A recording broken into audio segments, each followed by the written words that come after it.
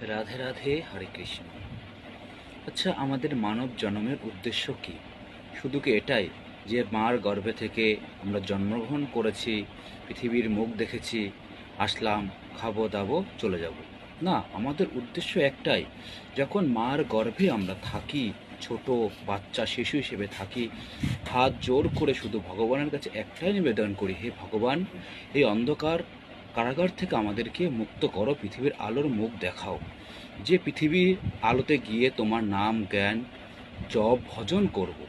কিন্তু আমরা কি করি? মার গর্ভ থেকে পড়া সত্ত্বেও সাথে সাথে আমাদের পৃথিবীর আলো, মায়া, আচ্ছন্ন সব কিছু দেখে আমরা কি হয়ে যাই? মায়াবিত হয়ে যায়। তখন তার কথা ভুলে যায়। তখন তাকে যে কি কথা দিয়ে আসছি সে কথা আমাদের মনে থাকে না। তাই আমাদের প্রত্যেকটা মানব জীবনের প্রত্যেকটা মানুষের উদ্দেশ্য হওয়া উচিত যে আমরা